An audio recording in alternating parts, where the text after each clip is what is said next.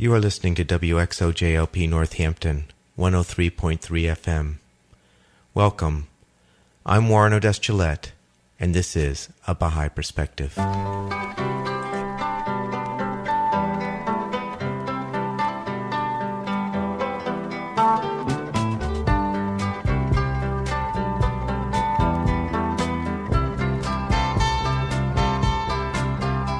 Today you will be listening to a recorded interview with Dr. John Woodall. John is a psychiatrist and is founder of the Unity Project. I began the interview by asking John what the Unity Project is. The Unity Project is my effort to try to do something to help build the resilient strengths of kids in particular after a crisis. In particular, I'm interested in how do we help kids become competent members of their communities and the larger world as a whole in the face of some of the crises that we're looking at. Terrorism, economic disturbances, the kinds of day-to-day crises that kids face in school every day. How do we bring out their strengths? And how do we then build united communities around those strengths? So the Unity Project is a series of educational programs for kids to try to achieve those goals. And how did it get started? Well, let's see. I'm a psychiatrist by my training, and for the last, pretty much 20 years I've been working in very difficult situations in war zones, in areas of natural catastrophe, with populations that have been pretty severely traumatized in one way or another. It's really a great honor to be able to work in this kind of work as a psychiatrist, because you get to see the hidden strengths of people that in ordinary conversation you rarely see or hear about. And so what occurred to me over time is that two things. The first was that it's absolutely impossible to think about a complete psychological recovery from a natural catastrophe or something even more heinous, something more awful like a war. The kinds of problems a war experience presents to someone is much more than can be met with the mental health model or mental health theories or mental health systems. The needs are far, far, far greater. There aren't enough psychiatrists in the world to take care of Sarajevo, let alone all of Bosnia or Rwanda or, pick your spot, or kids in New York City. So it occurred to me that we have to rethink the way we approach these things. If someone's been through a horrible experience, they're not necessarily mentally ill. So a mental health response isn't necessarily the way we should be thinking about these things. So I thought, well, why don't we begin with these strengths that people show? These wonderful demonstrations of courage, of hope, of loving service in the face of horrible things that people have experienced. Why don't we build on strengths and develop programs that come from that beginning, as opposed to assuming that people are mentally ill or have pathologies? Over the last 20 years or so, I've found that starting this way has a lot of benefit, not just for the individual person, but you can also use these strengths as ways to unite people. And so we've developed programs that, for instance, a few years ago, I worked with a group of women from Bosnia. They were Bosnian Muslims, Bosnian Catholics, Bosnian Orthodox Christian, and Bosnian Jews. This was at the Harvard School of Public Health. We did this a few years ago.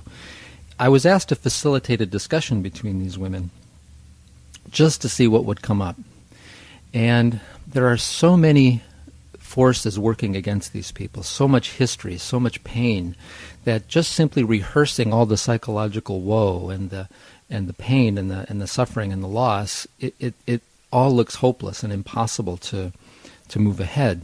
So if we start from that point, it just seems to build incredible, it just all seems much more difficult and hopeless. Mm-hmm.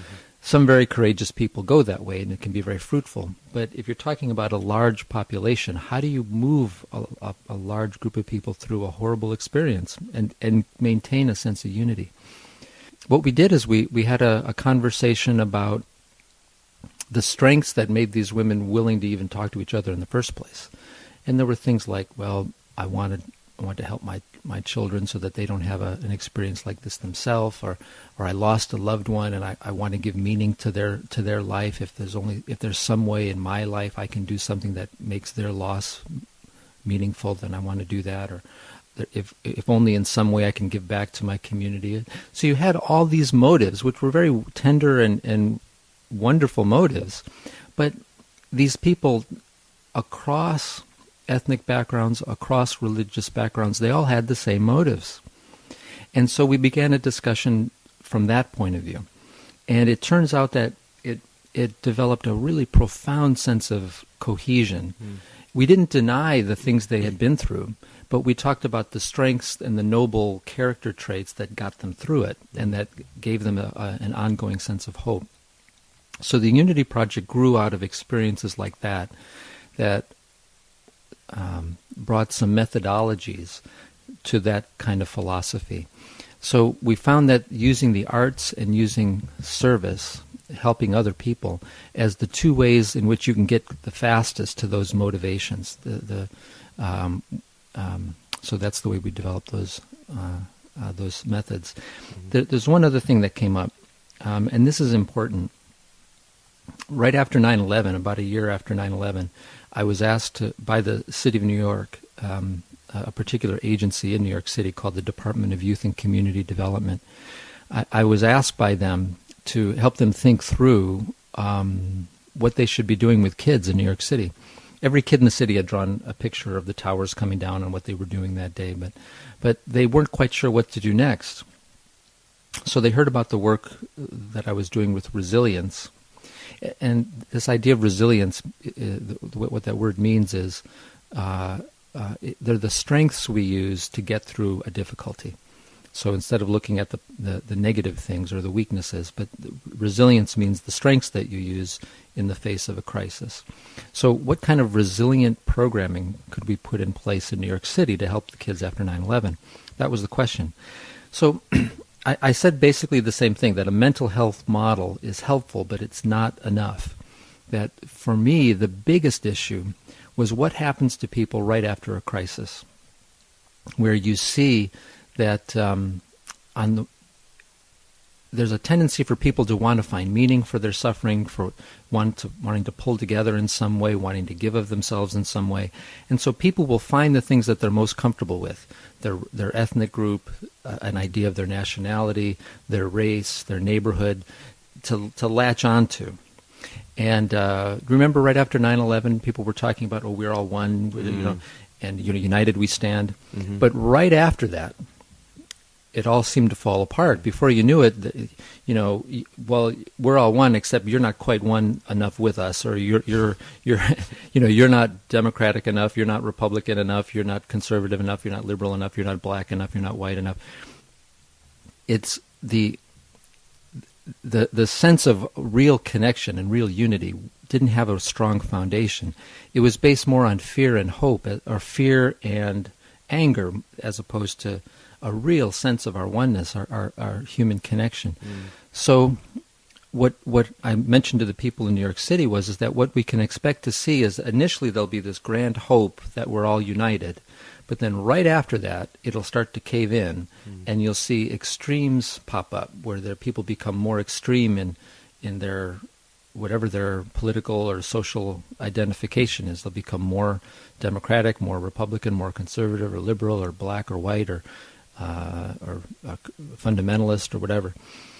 And that will be the first step before you begin to see more social conflict when these groups come in contact with each other, and then even violence.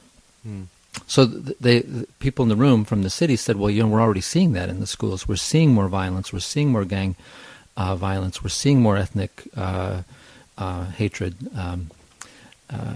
and incidents of ethnic and racial tension. So I said the other option is when we see something really fundamental about ourselves and other people as a result of a loss, like something that happened in 9/11, where we see the real nobility of other people, and that we all share that, and that we build our sense of unity and togetherness on that sense, not on a political hope or or a social hope, but on a real understanding of our common humanity. So I said the challenge to the city will be to say that right up front, that we are one. We are one as people, not just politically, but because we all have this human dignity. And then we need to help kids build the skills to know how to work in a world like that, because it means now you have to know how to talk to someone who's different from you. You have to know how to have a conversation across differences. So the Unity Project then was all about putting out that idea of our common dignity and then helping schools and community agencies help kids develop the skills to be able to live in a world like that. So the city was excited about it, and they said, okay, well, let's do something. So we put together something called the Healing Arts Project, which was launched at Gracie Mansion in New York in 2003, and March 2003. And we began a series of trainings for after-school programs all across the city. A big conference at NYU, working with the city. And the people we trained touch about 1 million kids a year. So this became the language for working in the city after 9/11, that we're all together in this. And so I'm very proud of that we got that going. So that's one aspect of our work. Well, the other thing, I mentioned a service learning part as well. What we're interested in is helping kids have an authentic experience. And what I mean by that is we talk at kids, we tell them what to do, we keep things very superficial, and they sit passively in school and have sort of information poured into them. But if you're trying to develop a kid's ability to make decisions, resilient decisions or character decisions, or to help a kid reason in a moral way, they have to be involved in the decision. They have to be engaged. So that means the kid can't be passive. The kid has to be an active agent in their own growth. And so this means that you have to think about, how do you get a kid engaged? So that's why we chose the arts and service, is because when you're involved in the arts, you have to be engaged. It pulls you into the experience right away. The other way to do that is to get a student actively involved in doing something, and I use the word service to describe that. So, because once they're doing something, they're not passive, obviously. So then once they're moving, once they're engaged, you can mold the experience in such a way that brings out the kinds of strengths they need to develop resilient character, you could call it a moral education process too. I don't often use the word moral education, although it very much is moral education, and I can talk about that in a minute. But let me tell you about the service learning here in Lunenburg. The school district asked us to develop the Unity Project in the local school district here in Lunenburg. Okay. So we've migrated from New York City. This was actually happening in parallel. What they're trying to do in this school district is what a lot of schools are trying to do, which is, how do you develop a humane learning experience for kids in the face of the MCAS, standards-based learning, which is important, but it is kind of robbing the whole educational experience of kind of the meaning of education, why we're here in the first place, and what does it mean to be a human being. So we began a discussion again about this idea of kids being their own moral agents. How do you help a kid develop the capacity to make a positive decision? And by positive, we mean something that benefits them, that brings out their own nobility, but also builds on the nobility of others to build a united community and the capacity for democratic citizenship. So what we did in the school is, for example, in the high school, every student in the high school received a survey we put together. And it asks them, the first question is, what's the one thing you'd like to see changed in this school that would make your life better? And then the next question is, what strengths do you have that could make that happen? So what we're doing is we're getting this flood of information from the kids about what they think is important, and then we're starting to help them to begin to think about what strengths they have, what capacities for mobilizing their own dignity do they have. And then we bring the kids together in what we call action teams to address these issues. And then what size of the action is they can be 2 people, they can be 10 people. It just depends how many kids are interested in that particular topic. And there's no elected officials, there's no hierarchy. It's just all focused on getting something done. So out of the woodwork, we get kids who have no experience with being in any extracurriculars, because we're not asking them to join anything. We're just asking them to change something they'd like to see changed. So we're really excited about that, because we're getting a lot of kids who aren't the 10% of kids who are the usual kids who are doing extracurriculars. I have what I call the metalhead criteria. The kid with the most metal, plugged through their head. The more of those we have, the more success we're having, because those are the kids who often have a lot to say, but they don't feel that they have a place or a voice in the school. They're disenfranchised. I guess, yeah, and often they're the most creative and dynamic in some ways. So we got, or other kids who just have never said a word in school because they're too shy, or they don't see that they don't really fit in socially with the kids in a certain club or student activity. But here, since it's something they're interested in, we find that some of the barriers to involvement are down, so they can become involved. So then what we do is we bring the kids through a process of learning some of these positive decision-making skills as they go about trying to change these things that they say they're interested in. So that's the service-based part, and then the arts-based part is the part we've had going in New York City. Mm-hmm. We started it at the Lunenburg High School. Next week, we're beginning to roll it out to 5 other schools in the area, and then over the course of the next year, we'll roll it out through New England, and then nationally. I mentioned earlier, like with the high school in Lunenburg, seeing kids who have previously had no experience or they haven't found a place in the school where they can have a voice. I'm thinking of the 5 goth kids last year with the nose pierced and the tattoos and the and the dark eye makeup and stuff who could barely have eye contact with me, but sat in this group and worked really hard on changing the way the cafeteria was organized. And these kids had never been involved in anything before. And in fact, some of them had really drastically different ideas from each other, very right wing, very left wing. But they found a way to talk to each other, to get something done together. And so they built a lot of bridges. And here they are now. They have a track record of a huge success that was just not available to them before. There's another girl who probably said 2 words the whole time she was in high school. She's now graduated, but she restructured the whole. She and her group restructured the whole menu in the cafeteria, and she was very proud, and we were very proud of her.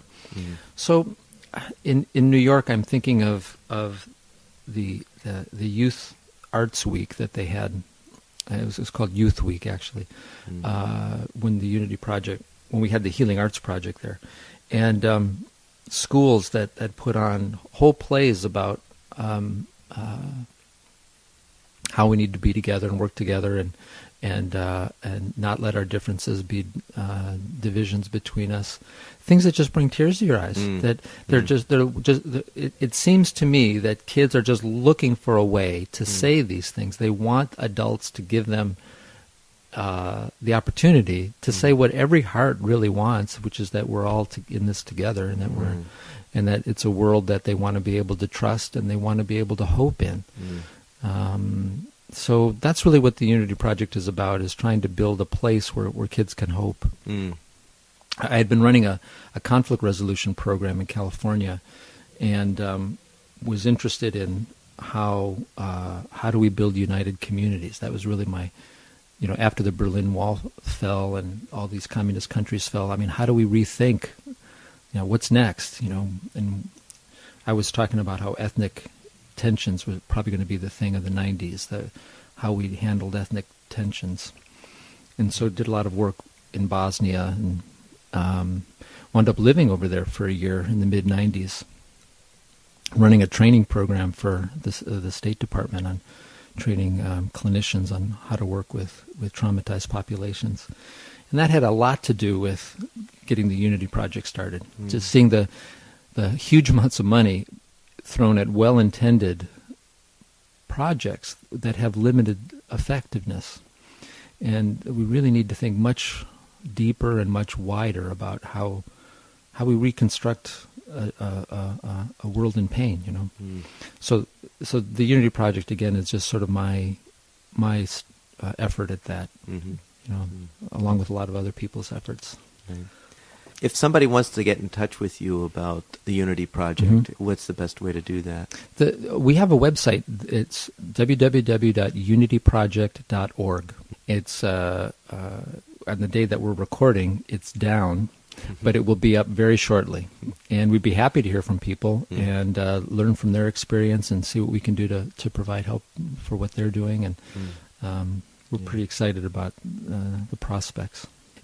I asked John to share some of the experiences he had as a psychiatrist that inspired him to found the Unity Project. In 1992 and 3, I was doing work with the War Crimes Tribunal for the former Yugoslavia. It actually wasn't a tribunal yet; it was a commission. And I was in a collecting war crimes evidence in a town called Karlovac, Croatia, which is where tens of thousands of people from Bosnia had poured over the border as refugees, as the Bosnian Serbs were sweeping through that area. And these were people who just hours before, some of them had just been burned out of their homes or had their fathers shot and their mothers raped and their sisters raped and their grandmothers raped, or had been guns put to their heads and say, rape your mother or I'll shoot your father. You know, this kind of hideous thing done to these people. And so here they were in this army barracks that had been converted into a refugee center. And I had been there right after all these things began, before any refugee camps had been set up. But now I was back a few months later, and we were collecting evidence. So I had my little handheld tape recorder and a Croatian translator with me, a good friend who's also a psychiatrist. And after collecting about 2 hours worth of stories from the men in the room, the room was, there were 6 floors of rooms, and each floor had 6 rooms in it, and each room was probably 100, probably 200 feet by 40 feet, something like that, big rooms. They're barracks. And it was filled with several hundred people, and there was a sort of a clothesline that had blankets demarcating the women from the men, and then there were 3 bunk beds, so 3-story bunk beds lining the whole place. And the men were doing all the talking, telling stories about people who they had seen shoot people as they came off a bus, or places that had been firebombed, and horrific kinds of stories. And as this was going on, I noticed the kids were right there in the room listening to this whole thing. And a part of me is thinking, man, somebody's got to get these kids out of here. They shouldn't be hearing this. And then I thought, what am I saying? These kids were there. This is their story. These adults are just saying the words for what these kids saw. It's not... So I thought that the discomfort was mine. It wasn't theirs. They were happy to have someone hear this, because part of the big issue with a crisis or a trauma like this is that you can't find words to express the horror of what you've been through. So finding words for these experiences is actually the first step for it being helpful. So after, again, a few hours of these stories, I thought, well, I got to do something for these kids. This is too much. So I resorted to a cheap trick that I learned from my college roommate, which is a little magic trick. When I took a ring off, and I had the kids draw pictures of their experience in their homes, and they had drawn horrific pictures of mines that had been bombed after all the men in the village had been put in them, the towns being destroyed by planes and tanks, and very vivid, bloody pictures they had drawn for me. And I thought, well, I'm not just a neutral collector of information. I have some training, and I have to do something. So I resorted to a cheap trick. And so it's a little disappearing thing where, you can make a coin disappear and pop out of a kid's ear or a ring. So I had a ring, and I asked this little boy, he's about 6, to come over. And, he had been my helper. I had when I had the kids do all these drawings, Branimir, this young boy, 6 years old maybe, he was the crayon keeper and the paper keeper. So he would, hand them out. The rules were 3 rules. You can have 3 crayons, and if you want it, second rule is if you want one, you have to ask, and the other part of that is you need to share. So don't hog all the crayons. And then the third rule was no hitting.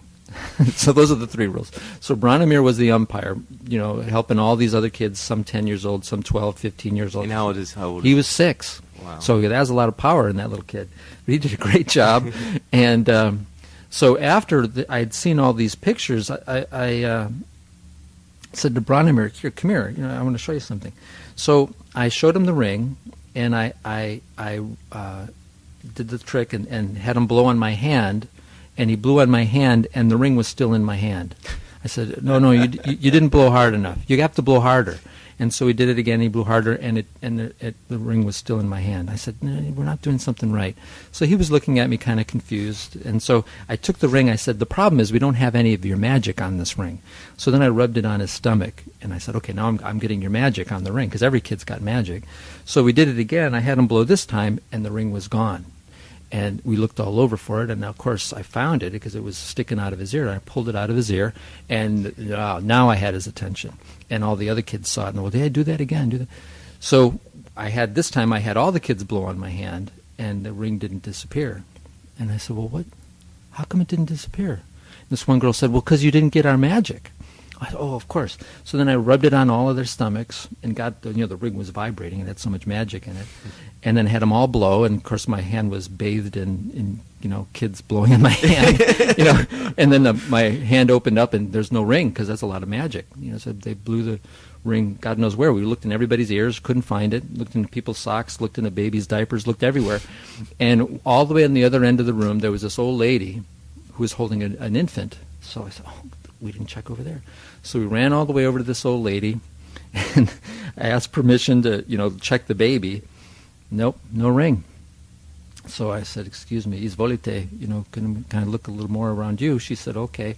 So the ring was in the old lady's ear. Well, that was the kids were just losing it over that one.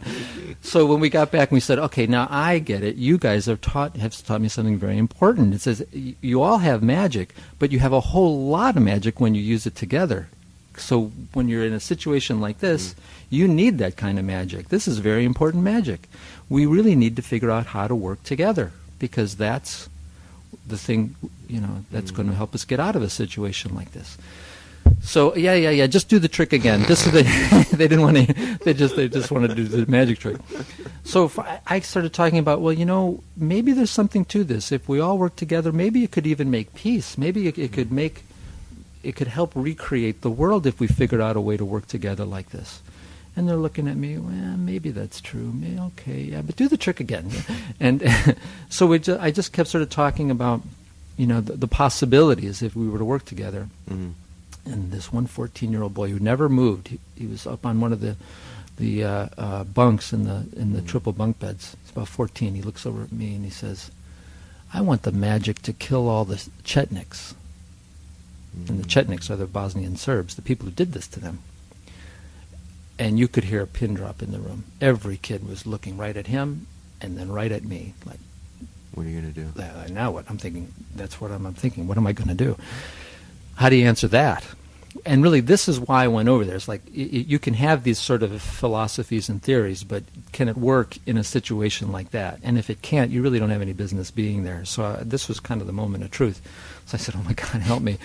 So I said, it makes sense to me that you would want to kill all the Chetniks. Look at this place. Look where you are.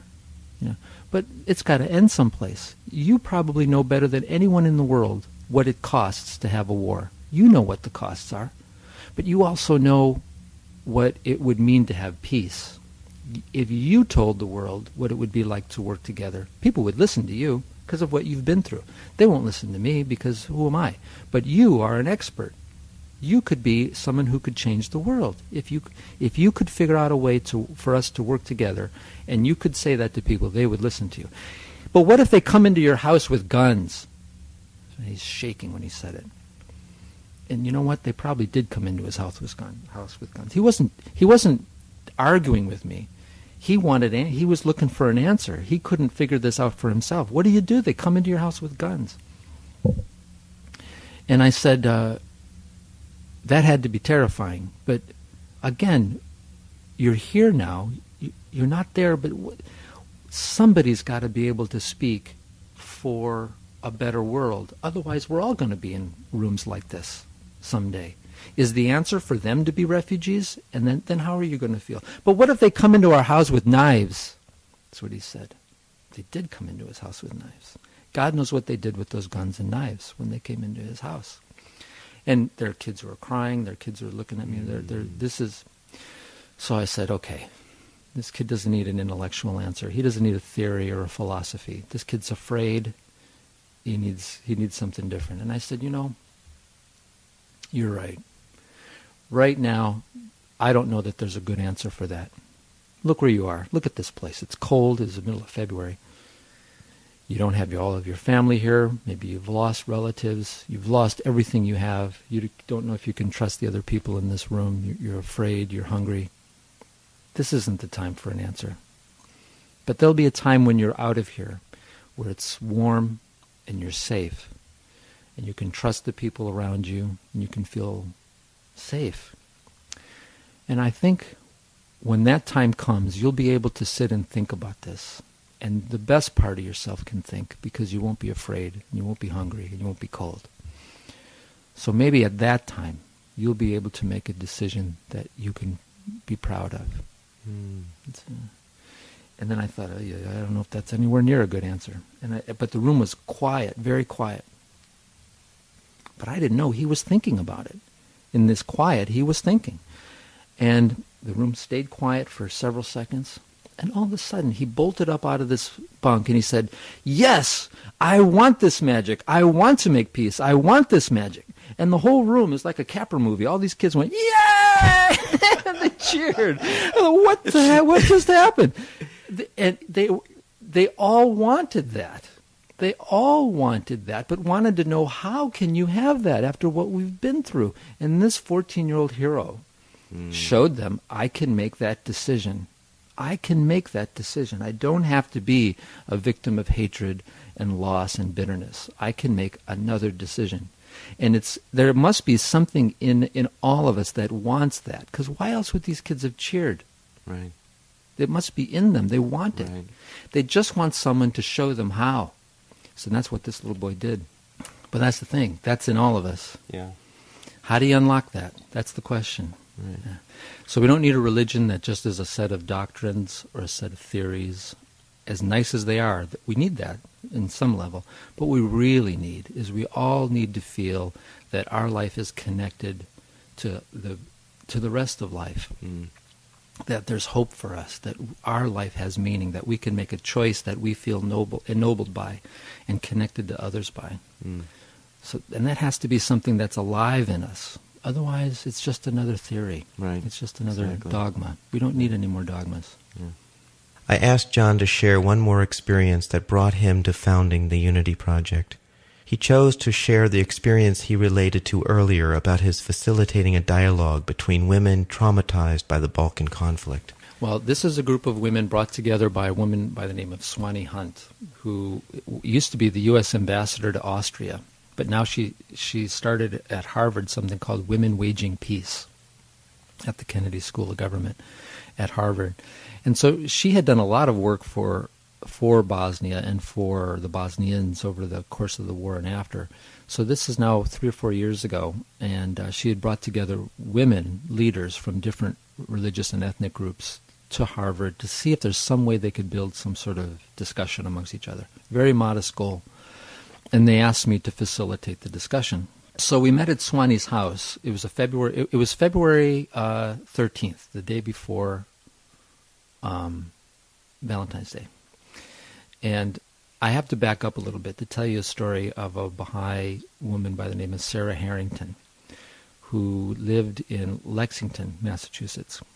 And Sarah was a dear, dear friend who had battled with ovarian cancer and had a remission. And a few months before this, I had seen her about November or so, and we were talking, how you doing and things. On the weekend before these women from Bosnia came to America, I got a call from Sarah.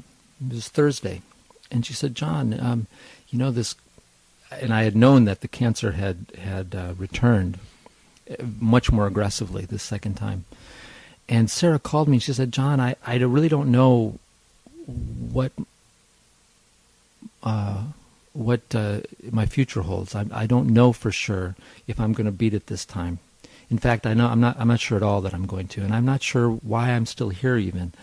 I feel like everything's taken care of with the kids, with Hamed, my husband. I'm content if it's my time. I'm not saying I want to die, but if it's my time, I'm content with it. But if that's the case, I'd like to ask if you would speak at my funeral." Well, I was just so touched by that. And I said, "Well, Sarah, what an honor. Of course I would be, but let's talk more about your health. Maybe there's something we can do. Let's talk about, other things. You've done so much in your life. There's got to be reasons for you to be here still." And I didn't want to think about her dying. But she said, "Well, why don't we just, let's talk more. So why don't you come over on this weekend?" I said, "Okay, well, why don't I come over Saturday?" She said, "No, I have some friends coming over Saturday. Why don't we have a brunch on Sunday? You come late in the morning on Sunday after everybody's up." I said, "Okay." So Sunday morning, I called about 10 o'clock just to call first before coming over. And someone who I was not familiar with answered, and I said, "Hi, this is John Woodall. Is Sarah there?" And she said, "Well, no, I'm sorry, but Sarah left us late last night." She passed away. Now, this is the day before these women from Bosnia come. Now, the next day, on Monday, all these women come from Bosnia, from these different religious and ethnic backgrounds of Bosnian Serbs, who are Orthodox, Bosnian Muslim, Bosnian Catholic or Croatian, and Bosnian Jews. And so we met in Swani's living room, beautiful, beautiful room. And Swani very graciously welcomed them and talked about her religious background in Texas, where as long as you were part of her church, you were wonderfully accepted and loved. But if you were from anybody else's church, that wasn't the case. And she said, "Well, that can't be true. There's got to be a way for us to learn how to talk to each other across our differences. So let's figure out a way to do that." And then she said, "John is going to explore that with you." So when we sat down together, I said, they're a little intimidated. It's Harvard. I'm a psychiatrist. I got a tie on. It's a Swani Hunt. She's an ambassador. So I said, let's just forget all those things for now. Let's just get in the way. So I took off my tie and I said, let's forget about the tie. Well, it turns out ties for that group of people has a meaning, because a cravat. The Croatians say Hrvat. They call themselves Hrvatska, or the country is Hrvatska. In hundreds of years ago, when the Croatian mercenaries were going around Europe fighting in other people's wars, they had these funny frilly things around their necks, and so people said, "Oh, here are the cravats." So because they had these things, so a cravat, what we now know as a cravat, is a tie. Comes from Croatia. They're the Croatian mercenaries. So a tie, taking off a tie, was also not just taking off a professional, uniform, but it was also saying, "I'm not identified with any ethnic group." Okay, so it had special symbology there. So I said, let's just forget about the tie. In fact, forget about the doctor, forget about the Harvard. I'm just John. For this week, let's let each other off the hook. You don't have to represent your organization or your ethnic group or your religion or your country. All you have to do is speak about your own experience. You don't have to, let's not let all that other stuff get in the way of our exploring.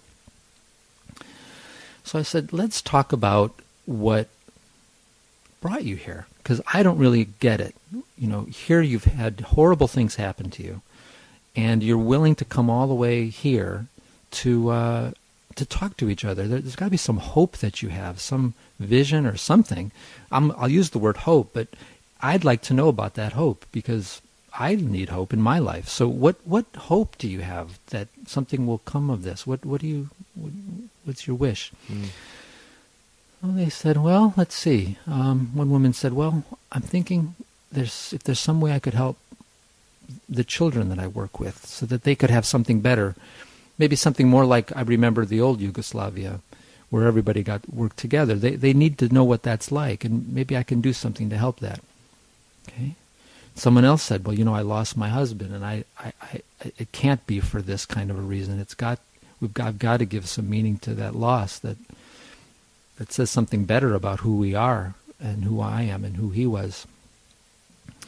And someone else said, well, I'm just so grateful for all the things that have been done for me. I feel like I need to pay back something. So we went around the room, and they all had these wonderful statements about hopes that they had.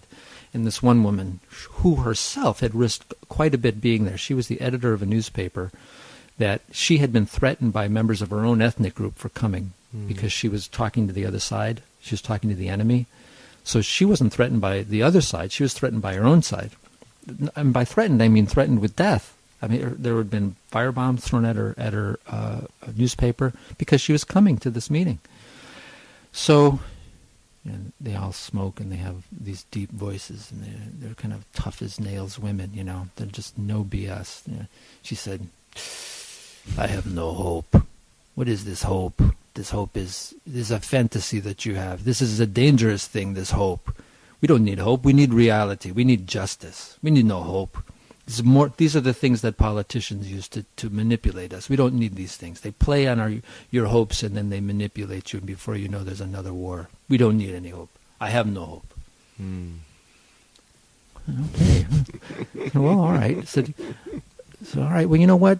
If you put it that way, I don't have any hope either. You're right. I don't have any hope. I said, but maybe hope's not the word. I said, but there's something that brought you here, because you risked your life to come here. So if it's not hope, I don't know what it is, but you don't have to tell me what it is. You should know what it is. You should know what that is, because you just risked your life for it, whatever it is. Hope, something else, you come up with the word. Maybe it's a better word in Serbo-Croatian than in English. But if you figure out what it is, you should tell me. But I don't need to know, you need to know. She said, okay. So you need a person like that, because they'll keep you honest, She does. It's this point about ideology. Ideologies are not going to unite the world, or dogmas are not going to unite, or false hopes are not going to unite the world. It's got to be real. It's got to be what this little boy, that kind of a choice. It's got to be something when you see the full consequence of what you're choosing, you do it anyway. So by the end of this session, everyone was very kind of comfortable with each other, and some came up to me and said, that's very interesting. I never would have thought of a conversation like that, but this is good. You respect us. We feel we can have a conversation. Possibility. Something's possible here. And I told them that on Wednesday, I was going to have to go to the funeral of my friend who passed away, so we would probably meet a little earlier that day. The next day was Valentine's Day. And again, I'm not beyond cheap tricks, and they're all women. So I went and I bought white roses for everybody, not red, white.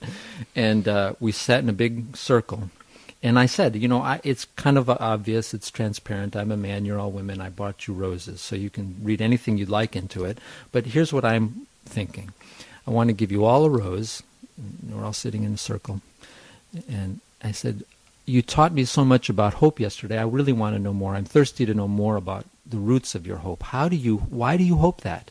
What makes you hope this? Why aren't you hoping to make a lot of money and take advantage of the situation and just get your own life together? Why do you have this hope? Did somebody love you in some way? Someone was an example for you? Something. There's some root of that hope. What I'd like you to do is take your rose and tell me, as much as you feel comfortable saying, about where your hope comes from. And then when you're done, you'll pass the rose to your right. And then we'll go around the circle, and everyone will have a chance to speak. And then the roses will go around too. So they started, and they talked about, this one woman talked about this man whom she loved. She never married, but he died in the war, and that she's just heartbroken over his loss. And, the way is going to fulfill that, all that he taught her about humanity and about love. This is her only way she knows how to do that, is by continuing that. Everybody's crying, and she's crying. And then this other woman talking about, when she was a child, neighbors had been very kind to her, and and someone else talked about their grandmother and their mother, and this one woman who hadn't really said much of anything since the day before, she said, "Oh, you're making me say things I don't want to say," because I really wasn't making her say anything. She started crying, but then she started to talk about another woman in the room who was a Bosnian Muslim, and she was a Bosnian Croat, about how during the middle of the war, when it was the worst, that other family, who was at great risk because they were the ones being killed, protected her from the Bosnian Muslims who were also warring. That family took care of her family at their own peril. And she talked about how much she loved this woman and how much she was grateful, and there's no way she could repay her. And there was this wonderful connection of loving support right there in the room with this beautiful history behind it. So she went on for about 10 minutes about this, and then she stopped and just took this big sigh and said, "Oh, and you're making me say more, and I don't want to say." I wasn't making her say more, but she had this thing she just wanted to say. And so she started again about how her love for this woman, for her family, and all they had done and what they had done for her family. And everybody's crying. It's a beautiful moment, a beautiful time. And it's this point that if you create a safe and trusting environment, okay, you can't help but find that people pour their hearts out. If a person feels safe and it's a trustworthy safety, that their dignity is being safeguarded, you can't help people from being creative and pouring out their own hearts. So that's what had happened, that we had created this safe space. So now this wonderful stuff was coming out about the depths of their hearts. And it turns out these wonderful depth they all had. And it didn't make any difference what ethnic background they were. They all had this same richness. And at the end of this morning session, there was just this palpable reality of how connected everybody was. That this could survive when they go back to Bosnia. Well, all the political stuff and things, the ideology is not going to hold them together, but this might, So it was a wonderful sense. People felt very good, but I didn't know that they had planned, the Kennedy School had planned for them all to go to a trauma clinic that afternoon. And if you want to send someone to a trauma clinic, that's sometimes the worst place to send someone who's been traumatized. If they go to see someone who doesn't know what they're doing. And that's what happened. These women went to this trauma clinic that was working with refugees, and this young therapist, without creating that safety and trust, asked them to talk about their traumas. The worst possible thing she could do, because you never open up something you can't put back together again. So without creating any sense of safety or trust with her or anything, she's now asking not for their strengths or their hopes, but for, tell me about your trauma. It's the worst possible thing. So what happened, they reluctantly started to talk about things. They were very uncomfortable, and afterwards they're all nipping at each other and kind of uneasy. And later on that day, around dinner, two of them got into a really heated argument, name-calling. So now Wednesday, I'm dressed in my funeral suit. I'm going to go bury Sarah. I'm going to go speak at her funeral. At noon, we're meeting early that day, so we can finish early so I can go. And I walk into the room, and they're not talking to each other. They're all at different ends, some slowly stirring little cups of coffee, and and not talking. And there's a really awkward silence. And what the heck happened? So I asked one woman, Jurjitsa, what happened? She said, I'm very angry at you. I said, well, why? She said, you made me think about things I didn't want to think about. Of course, it wasn't me. It was the whole experience, and I was sort of representing the whole experience. She said, well, what happened? She started to tell me a little bit about what happened. So we got the group together, and I said, what happened? Tell me. And one woman said, this is a nice thing, and we're really grateful. We really are all grateful, but I think we just better go home. Thank you, though. And someone else said, yeah, you tried. It's a good thing. I know you're trying, but I think it's over. We should go home. I said, what happened? What happened? Yesterday when I left you, there was this wonderful sense of connection. The last thing you ever want to do to someone who has been despairing is to build a hope in them that turns out to be a false hope.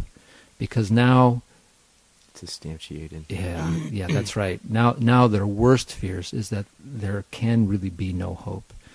And in fact, this is how you create an extremist, is you bury any sense of hope, and then what they do is they give themselves completely to despair and annihilation. That's where you get a suicide bomber, or you get someone who's willing to become a terrorist of some kind, is you completely eliminate any chance of hope. So I said, well, let's talk about this a little bit. And so they went around in the room, and that's basically what they said. They said, we've done this. It's nice that you're trying to do this, but it's just not working. We should really go, And I said, okay. I said, let's think about this. I said, look at me. I said, I'm in a suit. In a few hours, I'm going to be going to bury my friend.